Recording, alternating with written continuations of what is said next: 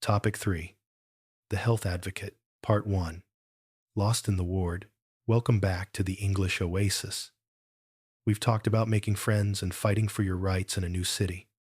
But what happens when the crisis isn't in your apartment or your social circle, but inside your own body? Navigating a foreign healthcare system is the ultimate stress test for your English. When you are in pain, your brain forgets grammar. When you are scared, you lose your vocabulary. Today, we follow Ken, a designer in Sydney, who realized that in a hospital, functional English isn't enough. You need the language of precision and persistence. It's time to learn how to be your own health advocate. Ken had always been healthy, so he never bothered to learn medical English. He knew the basics: headache, stomach ache, fever. But he assumed that if anything serious happened, the doctors would just know what to do. That changed on a Tuesday night. It started as a dull pressure in his lower abdomen.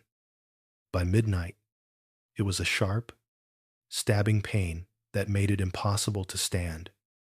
Terrified, Ken hailed a taxi to the nearest emergency room. Inside the bright, clinical chaos of the Sydney hospital, Ken felt small. He was surrounded by the sounds of monitors beeping and doctors shouting orders in a dialect of English he barely recognized. When the triage nurse asked, "Scale of 1 to 10, what's your pain level? And can you describe the sensation?" Ken froze. It hurts, Ken stammered. Very bad. Here. He pointed to his stomach. Is it a dull ache? Is it throbbing? Is it colicky? The nurse asked quickly, her pen poised over a clipboard. Ken didn't know those words. He felt a wave of frustration. In his native language, he had 10 different ways to describe pain: burning, stinging, pulling, heavy. In English, he only had bad. Because he couldn't be specific, the nurse marked him as stable and told him to wait. For 3 hours, Ken sat in the waiting room, his pain intensifying. Every time a doctor walked by, Ken wanted to scream for help, but his polite English held him back. He didn't want to be a bother. He didn't want to interrupt their important work. He was suffering from medical submission, the belief that the doctor is the only authority and the patient should be silent. Finally, a doctor saw him. The consultation lasted only 4 minutes. The doctor poked his abdomen, asked a few rapid-fire questions, and concluded it was likely just food poisoning. He started writing a prescription for basic painkillers. Ken knew it wasn't food poisoning. He knew his body. He felt a cold, localized sharpness that felt like a needle, not a cramp. But when the doctor stood up to leave, Ken just nodded. Okay. Thank you. As the doctor walked away, Ken realized he had made a dangerous mistake. He had prioritized being a good patient over being a healthy one. He had let the language barrier and the hospital's fast pace silence his intuition. He was in a foreign country, in a high-pressure environment, and he realized that if he didn't learn how to speak the language of his own symptoms, he might not make it through the night. He realized that a health advocate isn't just someone who knows the names of diseases. It's someone who knows how to interrupt with authority, how to describe with detail, and how to demand clarity. Ken looked at the prescription in his hand and knew he couldn't just walk out. He needed to find the words to make them listen.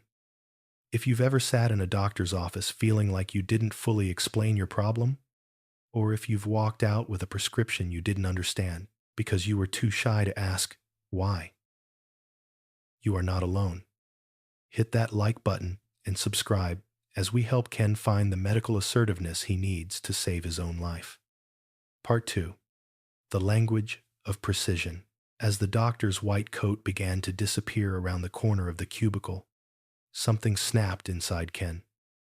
The sharp, needle-like pain in his side flared up, a cold reminder that a generic painkiller wasn't going to fix this. He realized that the doctor wasn't being cruel. He was being efficient. In a busy ER, doctors look for keywords. Because Ken hadn't provided any, the doctor had filled in the gaps with the most common guess. Food poisoning. "Excuse me. Doctor," Ken called out. His voice was shaky, but he made sure it was loud enough to stop the man in his tracks. The doctor turned, looking at his watch. "Yes. Ken? The prescription is at the desk." Ken took a deep breath. He knew he couldn't just say it hurts again. He had to use symptom mapping. He had remembered a framework called O, P, was S, D. Onset, provocation, sensation, and time. "I'm sorry, but I don't think it's food poisoning," Ken said, his English becoming sharper as his adrenaline rose.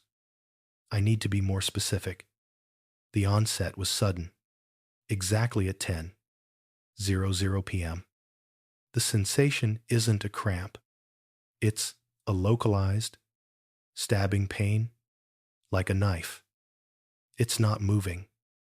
And provocation, it hurts significantly more when I breathe deeply or try to straighten my leg." The doctor's posture changed. He stepped back into the cubicle. The word stabbing and the mention of straightening the leg were clinical red flags. Ken had moved from vague patient to informative partner. Ken then utilized the clarification loop. He realized that medical professionals often use shielding language, complex terms that keep the patient at a distance. "You might have some mild peritoneal irritation," the doctor muttered, reaching for his stethoscope again. In the past, Ken would have nodded and pretended to understand. Now, he pushed back. "I'm sorry. What does peritoneal irritation mean in plain English? And how does that relate to the sharp pain I'm feeling right now?" By asking for a translation, Ken was forcing the doctor to slow down and treat him as an equal. He learned that clarity is a right, not a privilege. The doctor explained that it meant the lining of his abdomen was irritated, which could indicate something more serious, like appendicitis. "We need to do a blood test and an ultrasound," the doctor said, his tone now urgent. "I'm glad you mentioned the leg movement. That changes things." As the nurses arrived to take his blood, Ken felt a wave of relief. The pain was still there, but the invisible wall was gone. He realized that the medical system is like a high-speed train. If you don't know how to signal the conductor correctly, you'll be left at the wrong station. He began to mentally categorize the new vocabulary he was hearing. He realized that dull was for muscles, radiating was for nerves, and acute meant right now. He was building a medical lexicon on the fly. But as he was wheeled toward the ultrasound room, he faced a new challenge: the informed consent. A nurse handed him a clipboard with 3 pages of dense, legalistic English. "Sign this," she said. "It's just standard procedure for the scan and potential surgery." Ken looked at the fine print. His eyes blurred. He was exhausted, in pain, and now he was being asked to sign a legal document he could barely read. He realized that being a health advocate isn't just about describing the pain. It's about protecting your rights before you go under the knife. Signing a document you don't understand is one of the scariest things you can do in a foreign country. If you've ever felt pressured to just sign something because you didn't want to admit you couldn't read the English, hit that like button.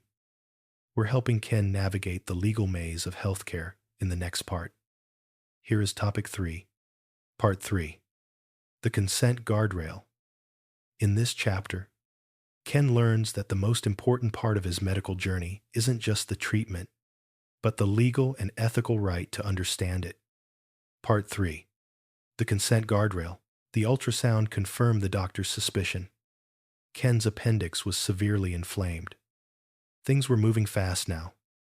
The nurses were prepping him for surgery, and the informed consent form was sitting on his lap like a heavy, linguistic anchor. The nurse was polite but hurried. "We need this signed now. Ken, it just says you understand the risks." Ken looked at the page.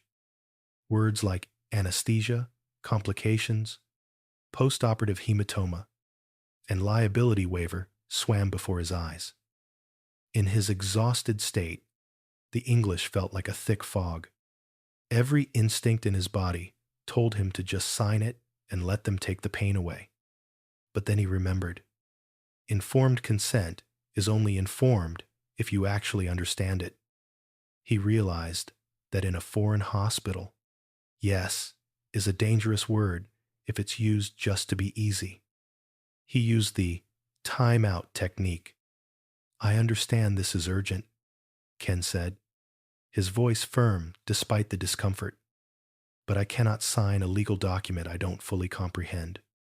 I need you to summarize the 3 primary risks in plain English, and I need to know what the alternative is if we don't operate immediately." The nurse stopped her frantic movement. She realized Ken wasn't being difficult. He was being responsible. She sat down for 60 seconds and broke it down. The risk. Infection or bleeding. The what if it goes wrong? The recovery. 2 days in the hospital.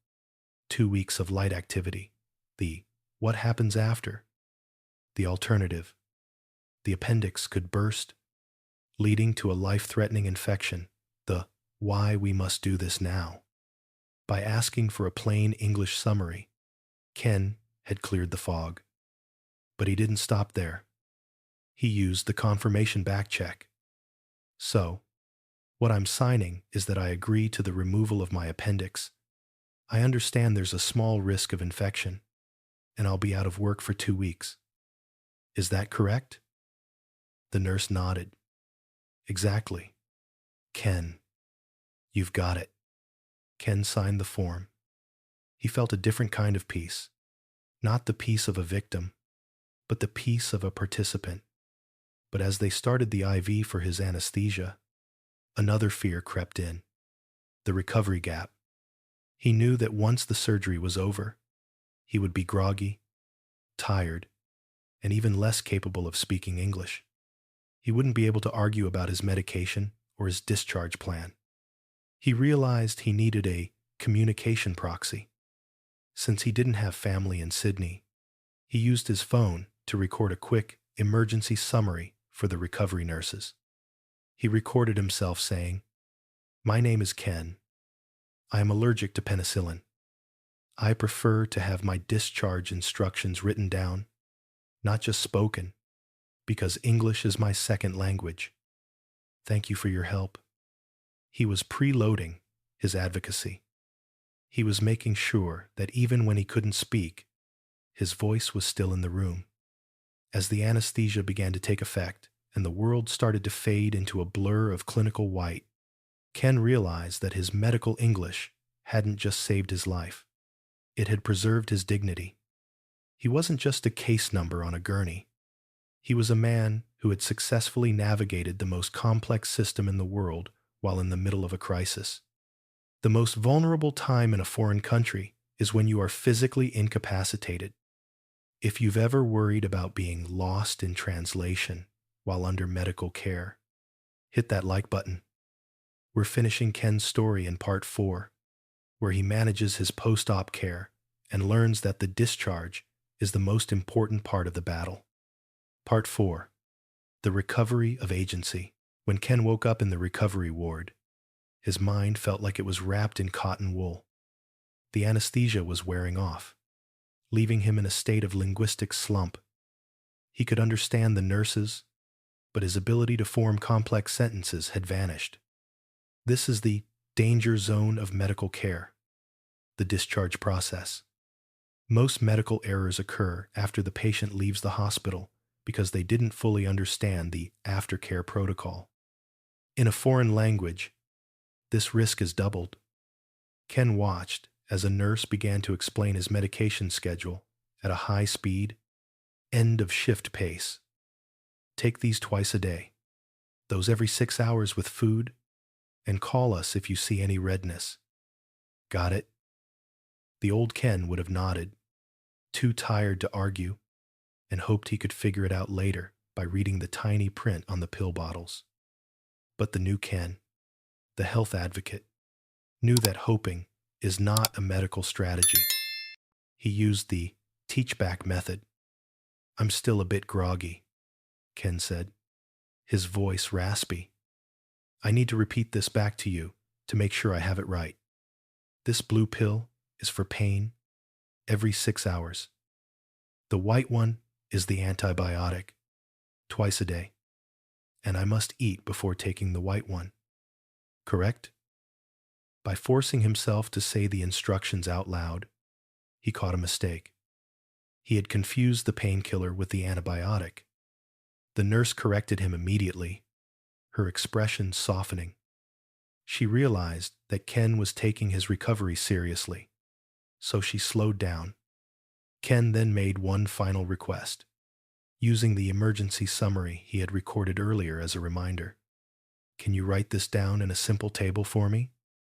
He realized that visual English is more reliable than auditory English in a crisis. The nurse grabbed a piece of paper and drew a simple grid. Morning, noon, evening, night. She wrote the pill names and dosages in the boxes. That piece of paper became Ken's survival map for the next week. As he was wheeled to the hospital exit, Ken looked at the discharge papers in his hand. He felt a profound sense of pride. He hadn't just survived an appendectomy. He had navigated it. He had moved from a state of medical submission, where he was a passive object being acted upon, to medical partnership, where he was an active participant in his own healing. He realized that his English wasn't just a tool for marketing or socializing. It was his safety net. By learning to describe his pain with precision, to ask for clarifications, and to demand written instructions, he had transformed a terrifying emergency into a manageable process. Back in his apartment, resting on his sofa, Ken realized that Sydney finally felt like home. Not because the weather was nice or the coffee was good, but because he knew he could survive there. He had faced the most vulnerable moment a human can face, a health crisis in a strange land, and he had kept his voice. He understood now that being a global citizen means more than just having a passport. It means having the linguistic courage to advocate for your own life, one precise word at a time. Ken's journey reminds us that in the world of healthcare, silence is not polite. It is dangerous. Your doctor is an expert on medicine, but you are the only expert on your body. The Health Advocate Challenge. Practice your symptom vocabulary. If you had to describe a headache right now, could you use 3 different words? Is it throbbing? Stabbing? Dull? Constant? Intermittent? Start building your medical lexicon before you need it. Join the conversation. Have you ever had a lost in translation moment at a doctor's office? How did you handle it? Share your tips in the comments below to help others in our community stay safe. If Ken's story helped you feel more confident about managing your health in English, hit that like button and subscribe to the English Oasis. We believe that your voice is your most powerful medicine. Stay tuned for topic 4, where we follow Elena, the cultural chameleon, as she navigates the complex unwritten rules of social gatherings, dinners, and holiday etiquette in a new culture. Stay global, stay curious, and be your own best advocate.